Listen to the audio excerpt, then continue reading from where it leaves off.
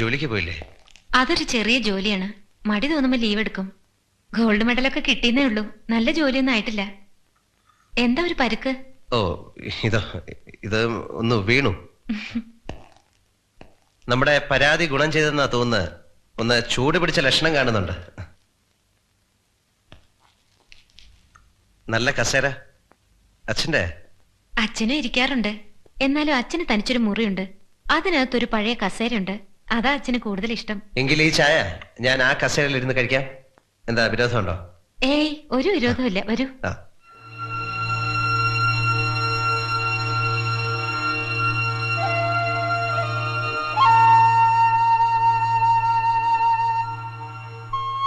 എല്ലാം അങ്ങനെ തന്നെ കിടക്കുക. ഞാൻ എന്നും തുടച്ചു വെക്കും.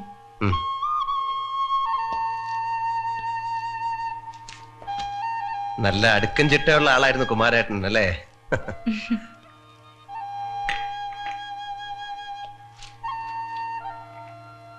മെയ് 7 എന്താ ദിവസമുള്ള പ്രത്യേകത? അച്ഛനെ അന്നാണ് നിങ്ങൾ ആശുപത്രിയിലാക്കിയത്. അച്ഛൻ ഡയറി എഴുതാറുണ്ടായിരുന്നല്ലേ? നല്ല കൈയക്ഷരം. ഇതൊക്കെ സൂക്ഷിച്ചു വെക്കണം ഒരു ഓർമ്മയ്ക്ക്. അല്ല, ഇതൊന്നും ഇല്ലാതെ തന്നെ ഒരുപാട് നല്ല ഓർമ്മകൾ ഉണ്ടെന്നറിയാം. എന്നാലും കുറച്ച് ദിവസത്തേക്ക് ഞാൻ ഇതൊന്ന് സൂക്ഷിച്ചോട്ടെ. ചായ തണുക്കും.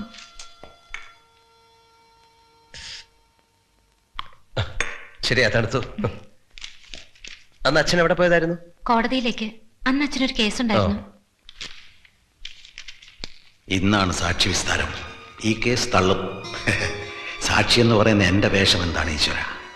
ഇതുവരെ 7 ഭീഷണികൾ ഫോണിലൂടെ വന്നു. 8ാമത്തേനായി ഞാൻ കാത്തിരിക്കുന്നു. ഇവിടെ ഫോണുണ്ടോ?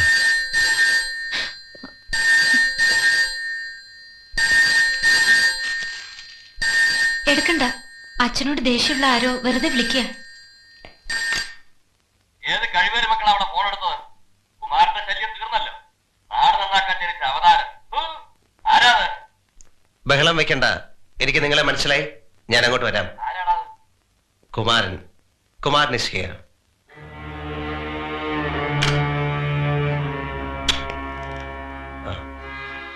ഇത് ഞാൻ എടുക്കുന്നു. തിരിച്ചു തരാം.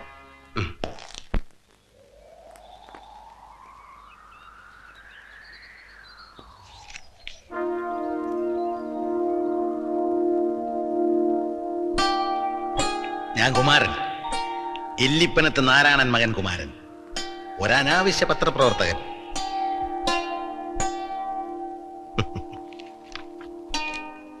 ഞാൻ വിജയ് മേനോൻ, ക്യാപ്റ്റൻ വിജയ് മേനോൻ.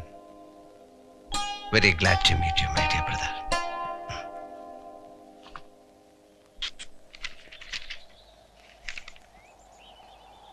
ഇന്ന് മെയ് 5. ശ്രീദേവിയുടെ കമ്പ്യൂട്ടർ കോഴ്സിന്റെ ഫീസ് കിട്ടണം. പണമില്ലെന്ന് അവളോട് ഇങ്ങനെ പറയും. തൽക്കാലം വാച്ച് വയ്ക്കാം. പണം ഉണ്ടാകുമ്പോൾ പുതിയതെന്ന് വാങ്ങാം. മഠത്തിലേക്ക് കത്തയച്ചിട്ട് 1 മാസം കഴിഞ്ഞു. മോൾ എന്ത് കരുതുവാവോ? ഒരു ഇല്ലൻ്റിൽ ഇന്ന് തന്നെ എഴുതണം. പോസ്റ്റ് ചെയ്യാൻ മറക്കരുത്. കുമാരേട്ടൻ. ഈശ്വര, അതേ കത്തായിരുന്നു. കുമാരേട്ടൻ ഒരു മകളല്ലേ ഉള്ളൂ?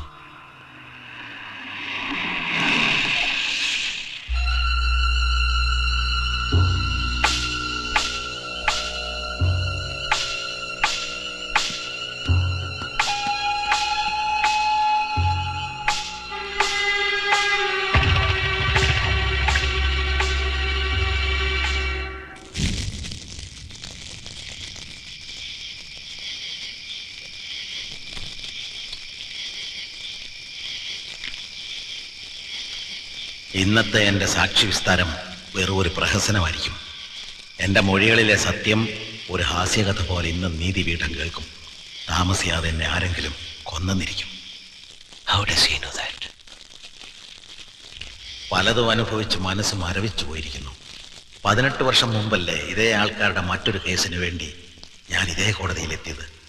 ഏത് കേസും തേച്ചു മാച്ചു കളയുവാൻ ശക്തരായ ഇവരുടെ പിൻബലമുള്ള ആർക്കും ഈ നാട്ടിൽ എന്തും ചെയ്യാം. ആ കേസിന് ഒരേ ഒരു സാക്ഷിയേ ഉണ്ടായിരുന്നുള്ളൂ. ഇല്ലിപ്പനത്ത് നാരായണൻ മകൻ കുമാരൻ എന്ന ഈ 1ാം സാക്ഷി. കാരണം ഈ സാക്ഷി മാത്രമേ അവരുടെ ആ പൈശാചിക കൃത്യം അന്ന് സ്വന്തം കണ്ണുകൊണ്ട് കണ്ടിരുന്നുള്ളൂ. ഇന്നേക്ക് 18 വർഷം തികയുന്നു. ഇതേ മാസം ഇതേ ദിവസം തെന്മലയിൽ ഒരു മീറ്റിങ്ങിന് പോയി തിരിച്ചു വരുന്ന സമയം രാത്രി വളരെ വൈകിയിരുന്നു. മീറ്റിംഗ് കഴിഞ്ഞപ്പോഴാ അന്ന് ശ്രീദേവി മോളുടെ 5ാം പിറന്നാളാണെന്ന് ഓർത്തത്. അതുകൊണ്ടൊന്ന് മിനിങ്ങിയപ്പോൾ തോന്നി രാത്രിയാണെങ്കിൽ സാരമില്ല 4-5 പല്ലൊന്ന് നടക്കാം. മനുഷ്യൻ പണ്ടൊക്കെ കാട്ടിലല്ലേ വളർന്നത്, ടൗണും സിറ്റിയൊക്കെ പിന്നല്ലേ വന്നത്.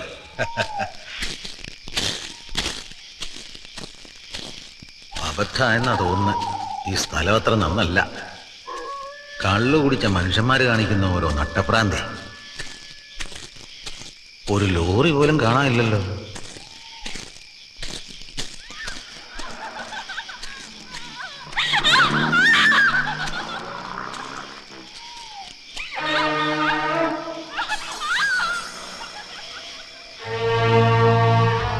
അതാരാ നിലവിളിച്ചത്? എന്നാ അതൊന്നും അറിഞ്ഞിട്ടേ ഉള്ളൂ.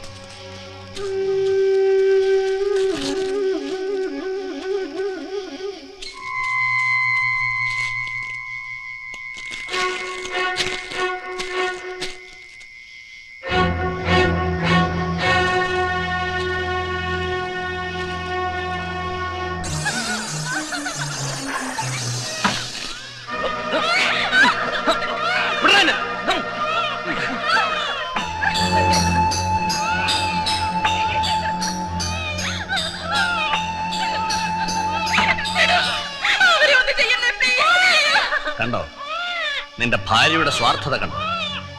അവൾക്ക് നീ വില പിടിച്ചതുപോലെ എനിക്ക് എന്റെ ചന്ദനത്തൈലവും വില പിടിച്ചതാണ്. അതവൾക്കറിയില്ല. എന്റെ കുടുംബം നശിപ്പിച്ചിട്ട് നിങ്ങൾക്കൊന്നും കിട്ടാൻ പോകുന്നില്ല. എന്റെ ഡ്യൂട്ടിയാണ് ഞാൻ ചെയ്തത്. നിന്റെ ഡ്യൂട്ടി? എനിക്ക് നഷ്ടപ്പെട്ടത് ലക്ഷമല്ല, കോടിയാണ്. 4 കോടി. എനിക്കത് തിരിച്ചെടുക്കാൻ താൻ ചത്തേ പറ്റൂ. അതിന്റെ ഫയലുകൾ ഇനി തന്റെ കയ്യിൽ വരാൻ പാടില്ല.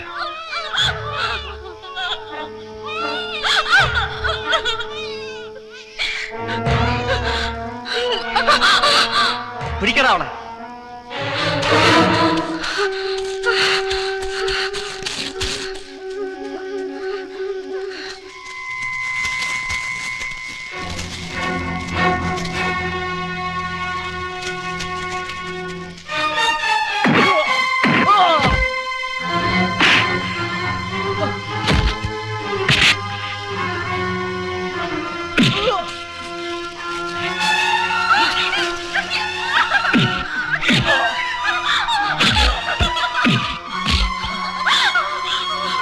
കുഞ്ഞെവിടെ?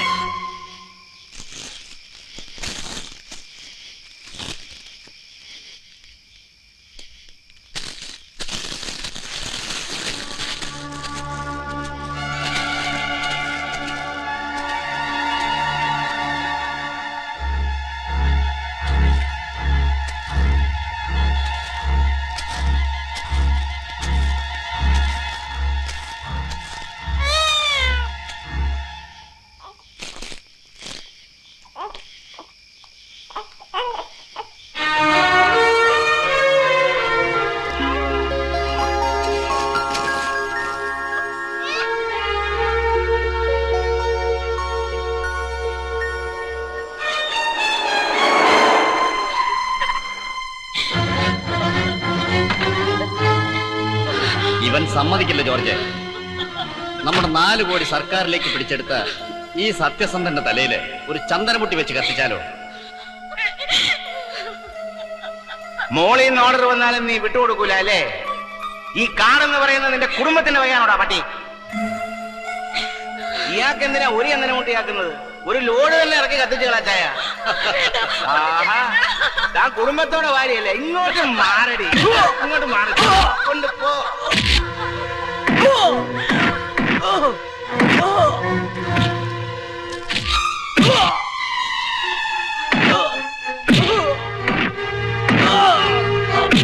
ഞാൻ ആ കാഴ്ച കണ്ടു നിന്നു. നിസ്സഹായനായ ഒരു പുഴുവിനെ പോലെ അവർ ആ പാവ ഉദ്യോഗസ്ഥനെയും ഭാര്യയും ചവിട്ടി മെതിച്ചു. കാറിൽ നിന്ന് ഇറങ്ങി വന്ന ജോർജ് എന്ന ചെറുത്താനെ ഞാൻ എവിടെയോ കണ്ടിട്ടുണ്ട്. പൂച്ചക്കണ്ണുള്ള ഉയരം കൂടിയ വലിയ മൃഗത്തെ എനിക്ക് പരിചയമില്ല. ഞാൻ കണ്ടു നിൽക്കേ അവരാ പാവ മനുഷ്യനെ.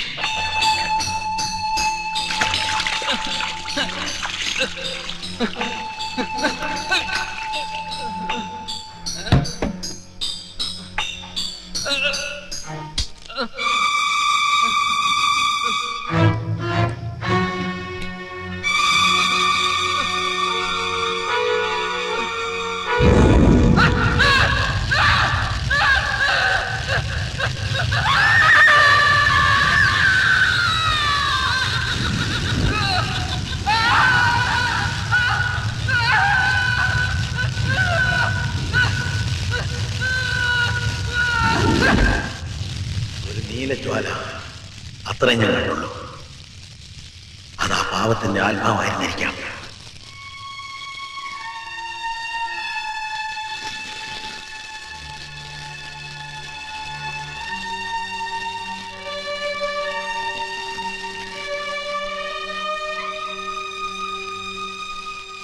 ചെകുത്താനൊരു ബലിയർപ്പിച്ച് തികഞ്ഞ ലാഘവത്തോടെ പൂച്ചക്കണ്ണനും ജോർജും കാറിക്കയറി. കത്തിയമർന്ന അസ്ഥികളെടുത്ത് മാറ്റാൻ അവർ കാവൽ നായ്ക്കൾക്ക് നിർദ്ദേശം നൽകി. എത്രയും പെട്ടെന്ന് കുഞ്ഞിനെയും കൊണ്ട് രക്ഷപ്പെടാൻ ഞാൻ ആഗ്രഹിച്ചു. ഭയന്നുകൊണ്ടുള്ള ആ നടത്തത്തിനിടയിൽ ആ കുഞ്ഞിന്റെ അമ്മയെ ഞാൻ കണ്ടുമുട്ടി. എത്ര പെട്ടെന്നാണ് ഞാനൊരു മുത്തച്ഛനായത്. രാത്രി മുഴുവൻ അവിടെയെല്ലാം തിരിഞ്ഞ് ആ അമ്മയെയും കുഞ്ഞിനെയും ജീവനോടെ കൈ കിട്ടിയ കൊന്നുകളയാൻ നിർദ്ദേശം നൽകിയാണ് ആ പൂച്ചക്കണ്ണം പോയത്. 100% മനസ്സ് പാളിപ്പോയ ആ പാവം സ്ത്രീയിൽ നിന്നും എനിക്ക് ഒരു വിവരവും കിട്ടിയില്ല. പക്ഷേ അവരെ കൈയൊടിയാൻ എനിക്ക് എന്തോ മനസ്സ് വന്നില്ല. ആ മക്കളെ ഞാൻ പൂച്ചക്കണ്ണിൽ നിന്ന് മറച്ചു വെച്ചു എന്നേക്കുമായി.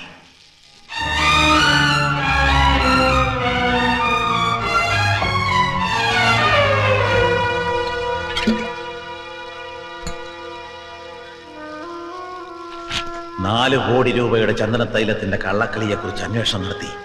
ആ ഡിസംബറിൽ തന്നെ ഞാൻ എല്ലാ പത്രങ്ങളിലും എഴുതി. അത് കേസായി. ജോർജിനും പൂച്ചക്കണ്ണനുമെതിരെ കോടതിയിൽ ഞാൻ സാക്ഷിയായി. Case number 37A473-12-3-1976. 37A473-12-3-1976. ചെവിയിൽ പഞ്ഞി തിരികെ നീതിപീഠം എന്റെ മൊഴികൾ കേട്ടു. ഒരു ചുക്കും സംഭവിച്ചില്ല. 4 കോടിക്ക് പകരം 6 കോടി അവർ വാങ്ങി. ജീവനോടെ ദഹിച്ച ആ മനുഷ്യൻ ആത്മഹത്യ ചെയ്തതാണെന്ന് പറഞ്ഞു. സുഹൃത്തെ, നാളെയും ഞാൻ സാക്ഷി പറയാൻ ചെല്ലുന്നു. ഒരു രാഷ്ട്രീയക്കാരന്റെ അക്രമത്തിന് സാക്ഷി പറയാൻ. അതേ കോടതി, അതേ ദിവസം. പറയൂ, ഞാൻ തോക്കുമോ അതോ ജയിക്കുമോ?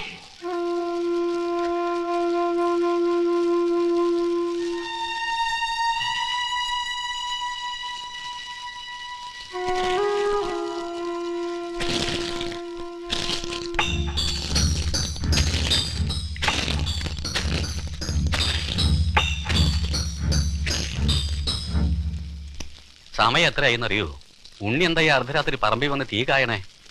ഒന്നുമില്ല മാവ, ഈ തീക്ക് നല്ല ചൂടുണ്ട്. May I come in sir? ആ, വരണം വരണം. ഞങ്ങളത് ഫ്ലാഷ് ചെയ്തത് കണ്ടല്ലോ.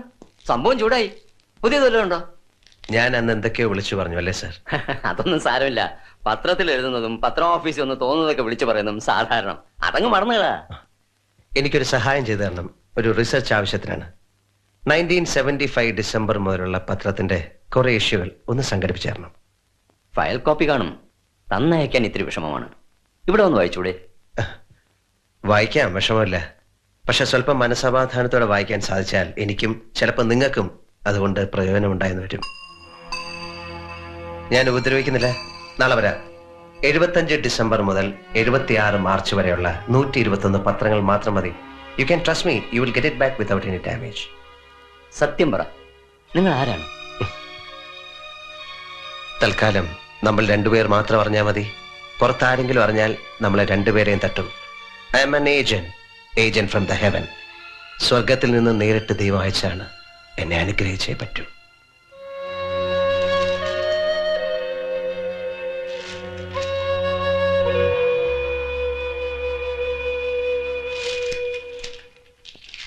എന്താ നീ പത്രക്കച്ചവടം തുടങ്ങിയോ? ആ, പഴയതാണ്. 75-76 വായിക്കുന്നോ? ഹേയ്, അത്രയും പഴയതൊക്കെ വായിച്ച് തള്ളിയതല്ലേ. എന്താ ഇതിപ്പോ ഇത്ര തെരഞ്ഞു പിടിക്കാൻ? അന്ന് ഡിഫൻസിനെ കുറിച്ച് ആരോ ഒരു സ്റ്റഡി എഴുതിയിരുന്നു. അത് നോക്കായിരുന്നു. അന്നത്തെ ഡിഫൻസ് എവിടെ, ഇന്നത്തെ ഡിഫൻസ് എവിടെ? എനിക്ക് ഈ പത്രം വായിക്കാൻ പേടിയാ. എവിടെ നോക്കിയാലും യുദ്ധം. ആ ആ ആ ആ